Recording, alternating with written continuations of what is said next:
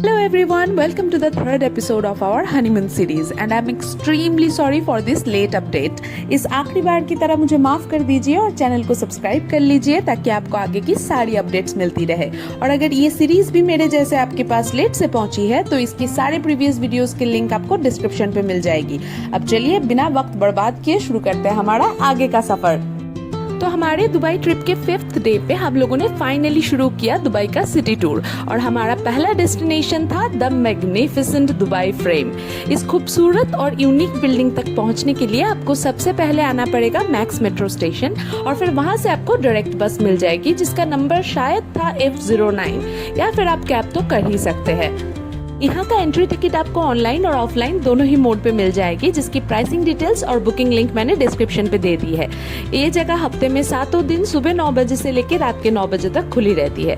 इस बेहतरीन बिल्डिंग के बॉटम बार में है रिसेप्शन एरिया, दोनों साइड के दोनों बार्स में है ऊपर जाने के और नीचे आने की elevators and the top bar is the observation desk जहाँ से आपको पूरे दुबई शहर का नजारा मिलता है।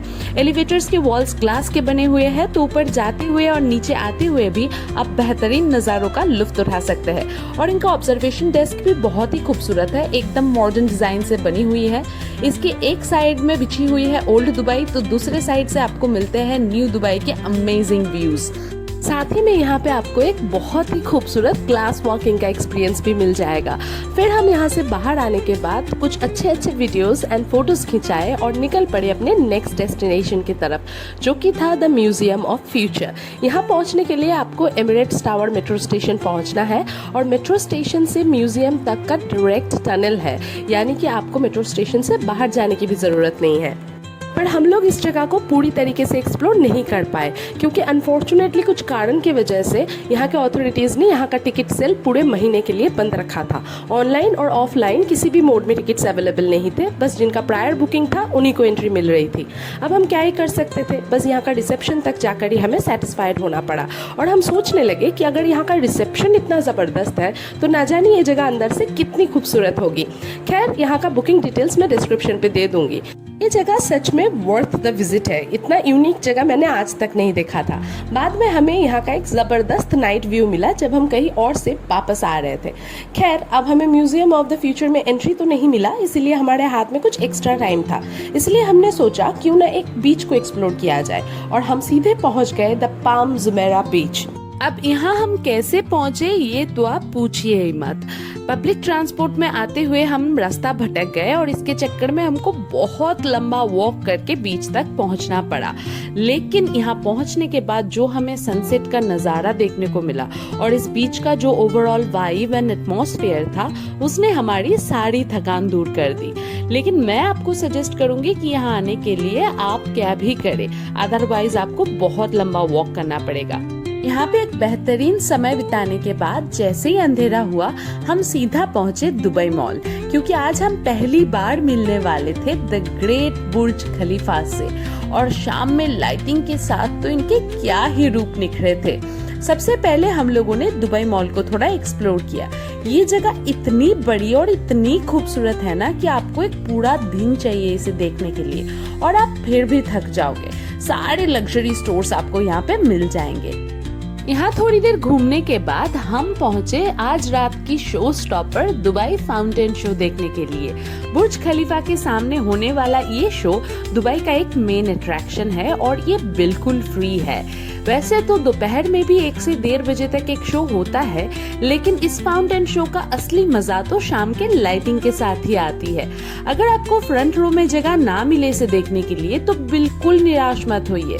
शाम के 6 बजे से लेके रात के 11 बजे तक हर आधे घंटे में ये शो होता है, तो आपको करना है बस थोड़ी देर इंतजार। जैसे ही शो का करंट सेशन खत्म होगा सामने की भीड़ हट जाएगी और आप तुरंत ही अपने पसंदीदा जगह ले सकते हैं इस शो को एंजॉय करने के लिए।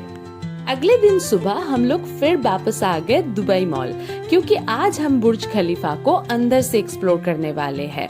इस लंबी सी बिल्डिंग के 124th, 125th and 148th floor में है एट द टॉप नाम का ऑब्जर्वेशन डेस्क जहाँ पे विजिटर्स अलाउड है और इसका एंट्री दुबई मॉल के अंदर से ही है, लेकिन यहाँ पे एंट्री के लिए आपको टिकट की जरूरत पड़ेगी। मेरे हिसाब से इस जगह के लिए तो ऑनलाइन टिकट लेना ही बेस्ट है, क्योंकि ऑफलाइन टिकट्स कई बार सोल्ड आउट हो चुके होते हैं और ऑनलाइन टिकट लेने से आपको पहले से अपना टाइम स्लॉट भी पता होता है, तो आप उसके हिसाब से यहाँ आ सकते हैं। यहाँ पे एलिवेटर्स के लिए आपको बहुत लंबी लाइन लगानी पड़ेगी। ऑनलाइन टिकट रहने से भी आपका वेटिंग टाइम काफी लंबा होने वाला है, तो हाथ में समय लेके आइएगा। अब यहाँ के एलिवेटर की तो बात ही कुछ और है। इतनी जल्दी हम लोग इतने ऊपर पहुँच गए कि मुझे तो समझ ही नहीं आया। और एलिवेटर के अंदर चारों तरफ स्क्रीन्स लगे हुए थे जिसमें खूबसूरत सीनरीज दिखाए जा रहे थे। और ऊपर पहुँचने के बाद जब इतनी ऊंचाई से मुझे दुबई शहर का नजारा दिखा तो मेरे तो होश ही उड़ गए। इतनी खूबसूरत कुछ भी मैंने आज से पहले कभी नहीं देखा था। मैं तो अपनी नजरें हटा ही नहीं पा रही थी और नीचे आने का तो मेरा मन बिल्कुल भी नहीं था। खैर, नीचे आने के बाद हम पहुंचे दुबई मॉल के अंदर सिचुएटेड इस एक्वेरियम को देखने के लिए। हालांकि हम लोग अंदर तो नहीं गए, लेकिन आप बाहर से भी इस एक्वेरियम को पूरी तरीके से एंजॉय कर सकते हैं। यहाँ पे मरीन लाइफ की ढेर सारी स्पीसीज है, इंक्लूडिंग शार्क, और उन सब को आप बाहर से अच्छे से देख सकते हैं। अगर आपको अंदर जाना है तो आपको अलग से टिकट लेना पड़ेगा। इसके बाद सनसेट के वक्त हम चले गए विंग्स ऑफ मेक्सिको में इंस्टाग्रामेबल पिक्चर्स खिंचाने के लिए। ये पूरी तरीके से फ्री तो है, लेकिन इसके लिए आपको लाइन लगानी पड़ सकती है, तो बी प्रिपेयर्ड। अब इतना सारा घूमने के बाद हम लोग काफी थक गए थे और कल था दुबई में हमारा लास्ट डे, तो आज हमें पैकिंग भी करनी थी। इसीलिए सनसेट के साथ साथ ही हमने अपना आज का दिन खत्म किया एंड निकल पड़े होटल की तरफ। मैं आपसे फिर मिलूंगी हमारी अगली वीडियो में। तब तक के लिए please stay tuned and like and subscribe. Bye.